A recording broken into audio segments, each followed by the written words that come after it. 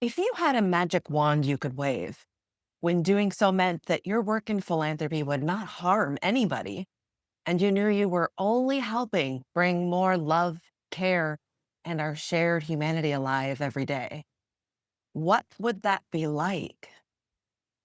You may know from increasing public awareness and conversations over the past few years that you are highly likely to be perpetuating things like racism, sexism, ableism, and classism in your day to day, likely without even knowing it. That's enough to create a perpetual hum of anxiety and anticipatory guilt in all of us, isn't it? But here's the thing, there is a magic wand of sorts, not an easy way out, not a fast track to wipe your hands of it all, but instead a powerful way to ensure you're fully present in your life and work. So present, in fact, that you're not unconsciously creating situations that you really don't want to create. Listen up. I'll explain much more about this within the episode. And also, there's a bit of a fun Easter egg right in the middle of the episode. More insight into an opportunity you have to actually practice and learn much more about what we're talking about here today. Thank you for being here. I'm so grateful to have you in this community. Welcome to the For the Love of Humanity podcast, a place for those who'd like to see philanthropy be less of the industry it has become and return to its roots, love of humanity. This place is beautiful and hopeful, and it's nothing without you. Community is the way. Community has always been the way, and philanthropy has lost its way as it's developed over the years. We're recentering community at For the Love of Humanity, and community is what we seek in everything we do. Friends, to love and care for our fellow human beings is one of the most human things we can do. Let's get back to the roots of what it means to be human. Let's return to true philanthropy together.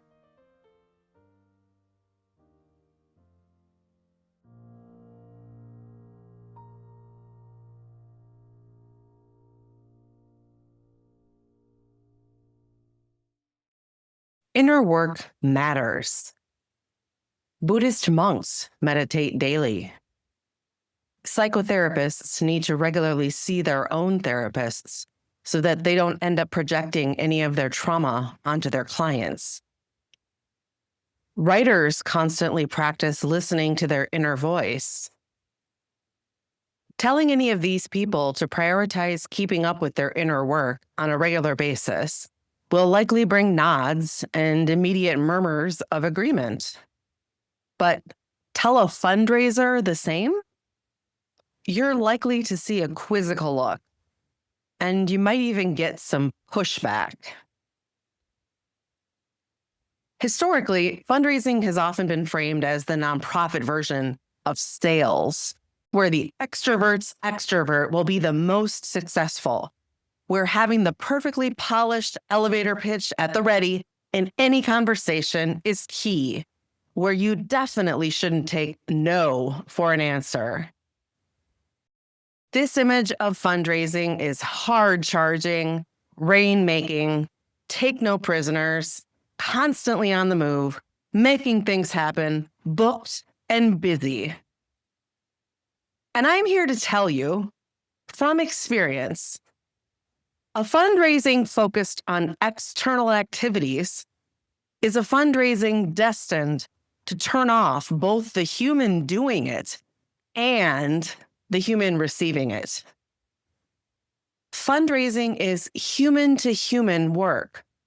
So, in the purest form of its embodiment, fundraising should connect everyone involved deeply with both their own and with every other human's humanity. Too often, that's not happening, like at all. So what? Is this really that important? What even happens that's so bad if we're disconnected from our own humanity while we're fundraising? What really happens that's so avoidable if we're so busy raising money that we sideline any effort to honor the humanity of those with whom we're working? What happens indeed? Let me tell you a few stories to illustrate this. I call this one supervisory reverberations. Sally, the supervisor, head of the development department, doesn't have a great relationship with the org's CEO or board. They're all friendly with each other, but Sally knows that they don't respect her expertise in fundraising. Because of power dynamics, Sally has never felt like she can point this out or have a more honest conversation with them at the very least.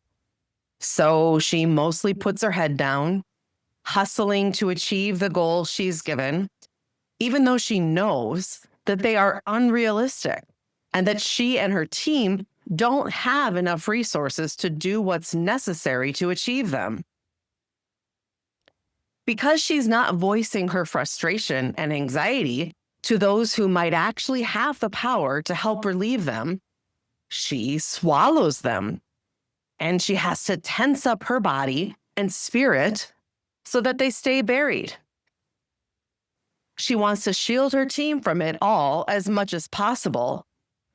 But by swallowing her feelings and reality, exposing the team to them is unavoidable. Because she's still frustrated and anxious and also stressed because she feels disempowered and like her job's on the line. The feelings are inside her, so they are real. They're real things that don't go away just because she's not voicing them or because she's bearing them. So her team will feel them too. Some members of her team are more sensitive than others, so they'll probably be very aware of the tension with which Sally approaches them. Others are less tuned in, but they'll find themselves feeling tense and extra stressed at work, and they probably won't be able to put their fingers on exactly why.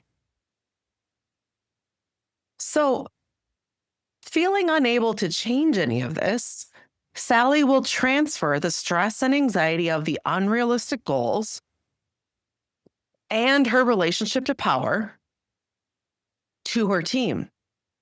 And thus, the team will become stressed too. And thus, the way they approach donors will likely be some combination of rushed, mechanical, tense, pushy, and/or dehumanizing underneath whatever veneer of friendliness they're trying to kind of paper over with on the top of things. In this case, Sally has been dehumanized, so she in turn dehumanizes her team, and they in turn will dehumanize donors. Sally hasn't done her inner work. She hasn't actively acknowledged her feelings and inner experience, let alone voice them. She hasn't made moves to resolve anything. She hasn't brought the subterranean dynamics up to the surface, so they've remained below ground, thus steadily affecting the entire surface level reality of everyone connected to that organization. In the end, everyone is dehumanized here. This story I call resistance to change. Olivia, the development operations manager, is good at her job because she's very analytical and practical, and she develops and sticks to systems. She has consistently been praised for these qualities, and they've helped her find what she feels like is her groove. They also help her on a very deep and not entirely conscious level to feel valued and needed and worthy. She knows that these are definitely her strengths, and she proudly wears them as a key part of her professional identity. One summer day, Olivia's boss comes back from a fundraising conference. She has been to several sessions discussing the importance of prompt gift acknowledgement with recommendations backed up by research. The consensus at the conference was clearly that an organization should acknowledge a gift as soon as possible, ideally within 2 business days. This means that Olivia's system of batching and sending out gift acknowledgement letters in the snail mail every other week will not work anymore. Olivia's boss tells her this matter-of-factly. But Olivia immediately balks. She begins to butt heads with her boss as she explains all the practical reasons why printing, sorting, signing, and mailing out letters on an everyday or nearly everyday basis is completely unworkable. Her boss is not at all in tune with Olivia or her needs. In fact, she wants to get through this conversation as quickly as possible because she has a to-do list practically as long as the Nile back in her office. And she has a donor meeting coming up in a half hour. She asks Olivia for a bit of clarification, somewhat distractedly and with some annoyance in her voice. Olivia hears the annoyance and feels like her boss isn't even listening to her. She shakes her head, throws up her hands, and says, "Fine. How about I send a thank you email within a day of donation receipt so the donor can be thanked promptly, and I can keep my schedule of paper mailings as it is." In a hurry, ready to be done with this conversation, but wanting to achieve her objective as closely as possible, the boss agrees. This seems like an okay compromise. They're both ready to move on. But there are likely to be multiple problems created here and into the future, since neither Olivia nor her boss have been doing their inner work. They haven't really communicated with each other, as much as they've gotten annoyed with each other and talked past each other. So they're starting or continuing to create a groove in their ongoing relationship that will gradually break down any healthy relationship they might have. Olivia's boss has started to plant seeds in her own mind that Olivia is a bit of a problem, a bit difficult to work with. Seeds she'll let continue to grow and develop over time, and that she might fertilize in the future if she has another similar interaction with Olivia. Olivia is left feeling annoyed herself, consciously, and more unconsciously, she's feeling devalued and dehumanized.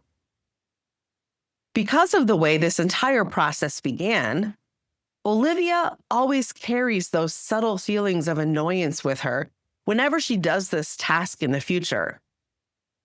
And thus, the emails she sends to donors are pretty perfunctory and done as quickly as possible, which means the donors on the other end are likely feeling a bit like the afterthought that they actually are. Yet again, Olivia and her boss haven't done their inner work. They haven't actively acknowledged their feelings and inner experience, let alone voiced them. They haven't made moves to resolve anything. They haven't brought the subterranean dynamics up to the surface, so they've remained below ground, thus stealthily affecting the entire surface level reality of everyone connected to that organization.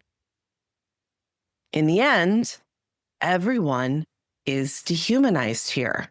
Again. Those of us working in this field of philanthropy and nonprofits and fundraising are not here to raise money. Not really. The money is a sideshow.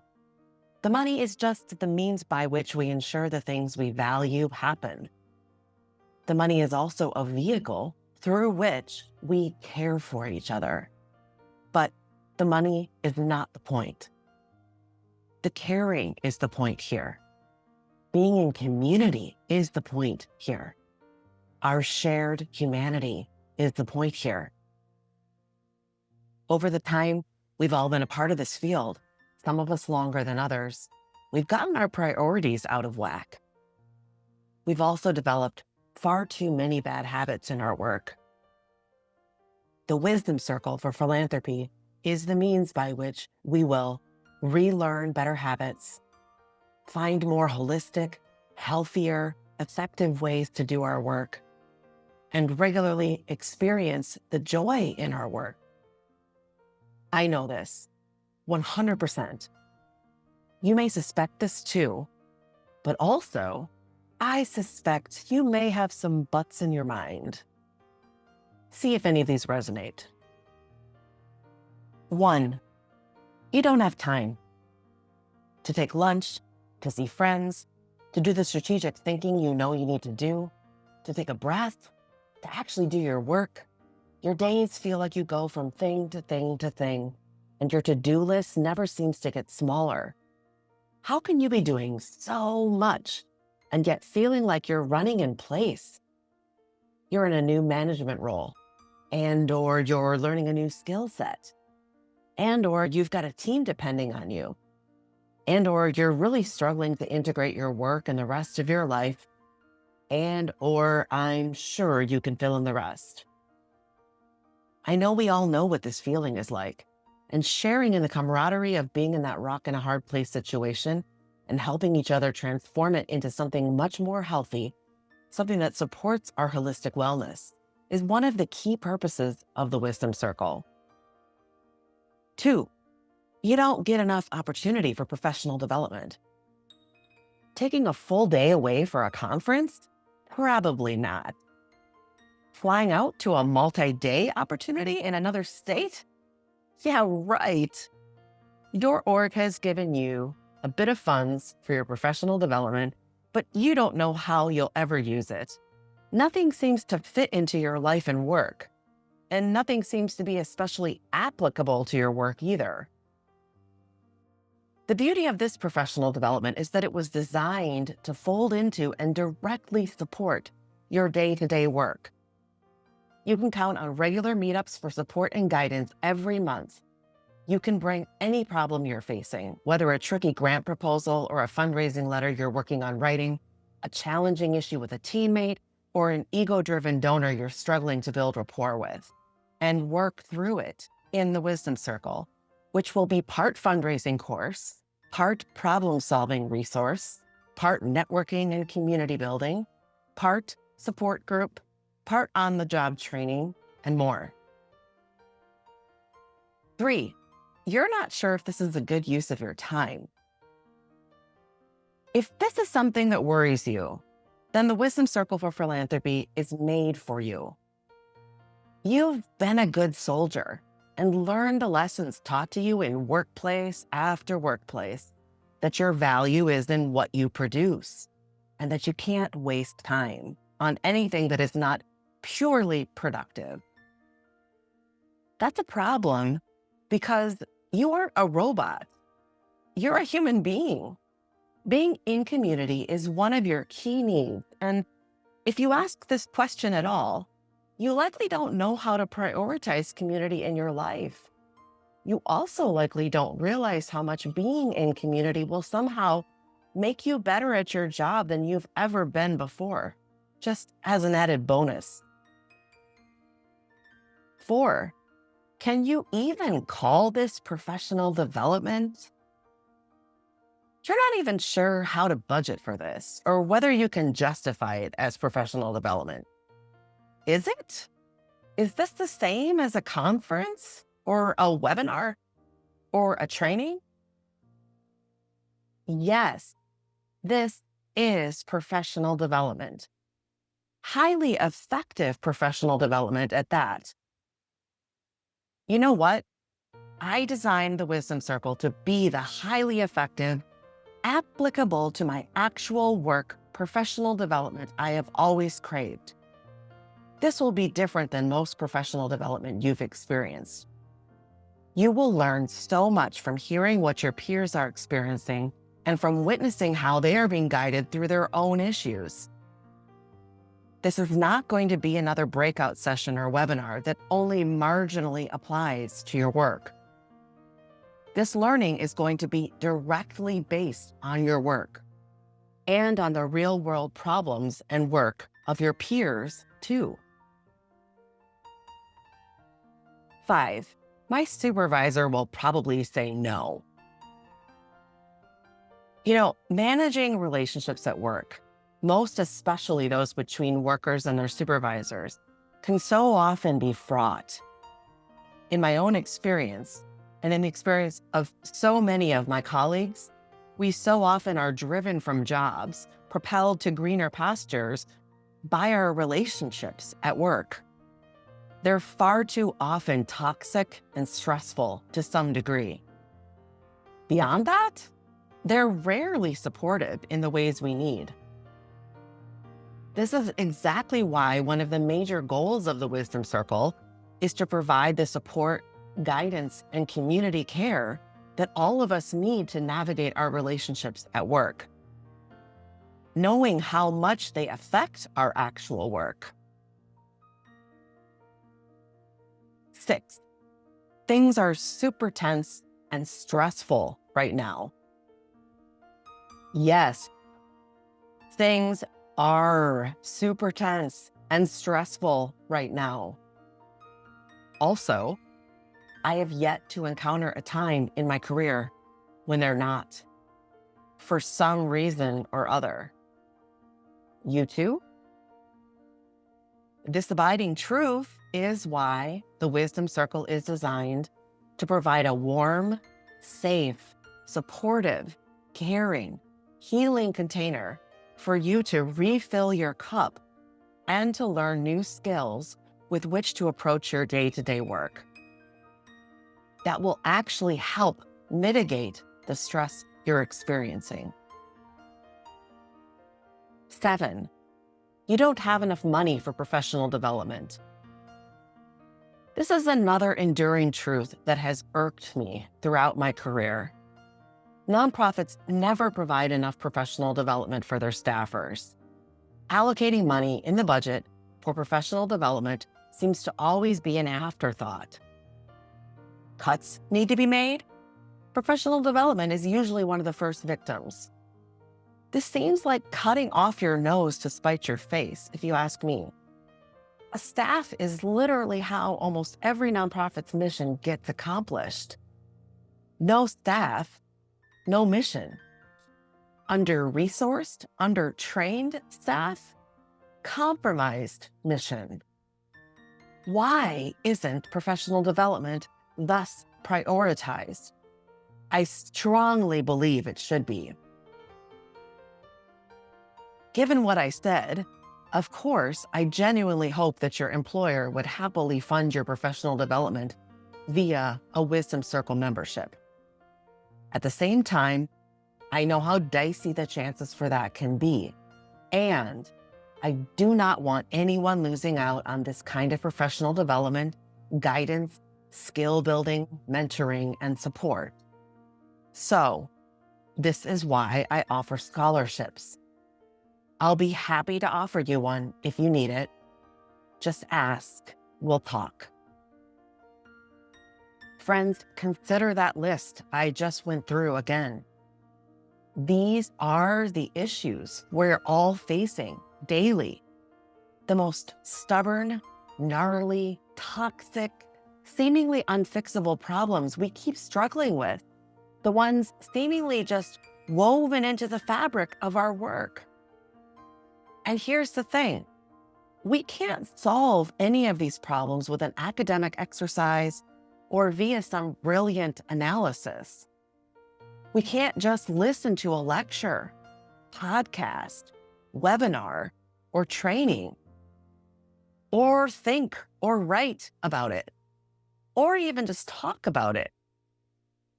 We need to experience the antidotes, even and especially while we're in the midst of the toxin, so that the antidotes can do their work on a regular basis, daily, weekly, monthly. And before we know it, we'll have been living our way into a whole new world of experiences, a whole new way to live and work. The irony here is that while considering whether or not we can sign on to healing ourselves and our work in this way, we're doing a thing that is one of the ongoing systemic problems we need to heal. We're spinning our wheels while avoiding the things we know we need to do. Why would we refuse the antidote to a toxin we're ingesting? Because we're so busy ingesting the toxin. The stress of this moment is not going to go away. Not really. New governmental decisions will affect our work. The wealth inequity we're all seeing will continue to develop. Institutional funders will continue to be out of touch with our on-the-ground needs. And you know what? We'll keep living our lives, doing our best to get by. We'll likely be faced with ever bigger challenges as the trajectories that we and our fellow humans are on continue to unfold. Inflation will likely stubbornly persist. Nobody knows what will happen with the stock market, but it will likely continue to confound our work.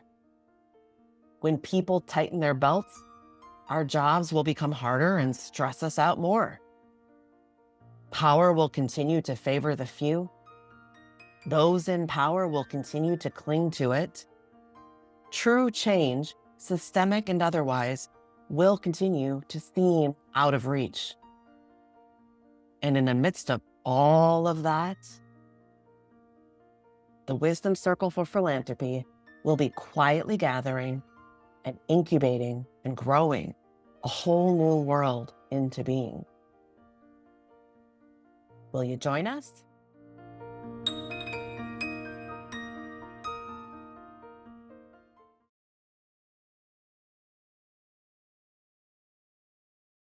Let's look at some stories demonstrating subtle racism or sexism or ableism, or you pick. There are so many of these kinds of dehumanization, the isms that happen in our workplaces. One of the realities of all of today's isms, racism, sexism, ableism, classism, colorism, ageism, is that they're often not as obvious as they used to be. Jim Crow isn't law anymore. The ADA, the Americans with Disabilities Act, has become law. Women have so many more rights today than they used to. And still, the isms persist. The isms persist because they're so often subtle, subconscious, subterranean now, to the point that often the folks perpetuating them aren't even aware they are. Here's a few examples. Tamara, a Black woman, has a donor visit near the end of the day, so she decides not to go back to the office after the visit. When she shows up at work the next morning, her boss immediately begins questioning her, saying he had been looking for her yesterday and hadn't been able to find her. He tells her she needs to let him know if she's ever going to do that again. I call this benefit of the doubt racism, and depending on the circumstance, there could be sexism thrown in there too. Think about it. How likely do you think it would be that a white man would be questioned in this way? Who gets the benefit of the doubt? Zach is hard of hearing. He always has to bring up his need for accommodations in his job when different situations present themselves. Neither his boss nor his coworkers ever initiate them. They always help provide them because, of course, the law requires it. But he always gets the sense that they're annoyed with him and feel like he's high maintenance. He's even noticed that sometimes the staff break room gets quiet when he walks into it, so he feels like folks have been talking about him behind his back. These are some of the subtle, subterranean ways that ableism can persist in organizations. Emma, a development assistant, is just a couple years out of college. She was a first-generation college student, so her parents couldn't help her pay for school at all. As a result, she has a ton of debt right now, and she doesn't own a car. Even though she has known since a pivotal college internship that she wanted to work within nonprofit fundraising and development, she had a really hard time finding a job that didn't require a car. And now that she's in the job, she keeps feeling like the odd one out with her coworkers. They always want to meet up at restaurants that feel expensive to her after work, and she doesn't want to always have to ask them for rides. Her org also wants her to front cash for work-related purchases and be reimbursed, but she barely has enough to pay her rent and buy her groceries. Her org also asks all employees to donate to the mission, and she feels really guilty that she can't afford it.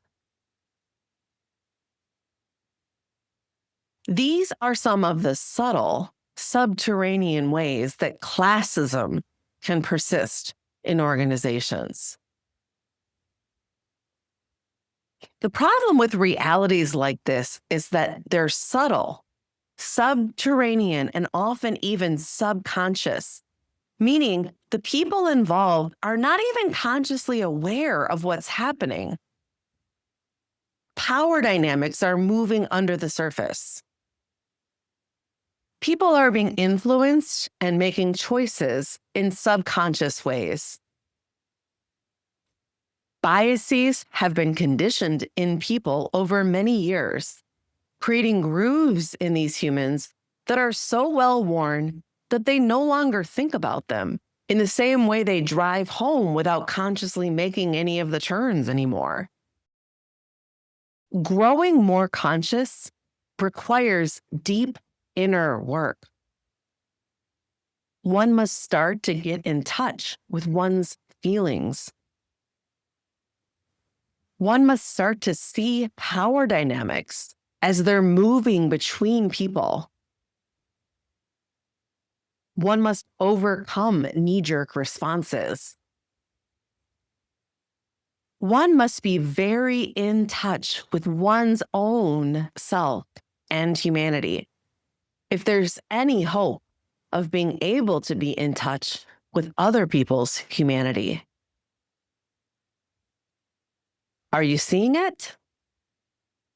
Are you seeing how vital inner work is to fundraising? Are you seeing how harmful it can be to avoid that work?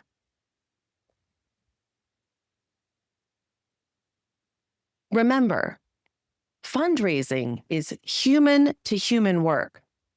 So, in the purest form of its embodiment, fundraising should connect everyone involved deeply with both their own and with every other human's humanity.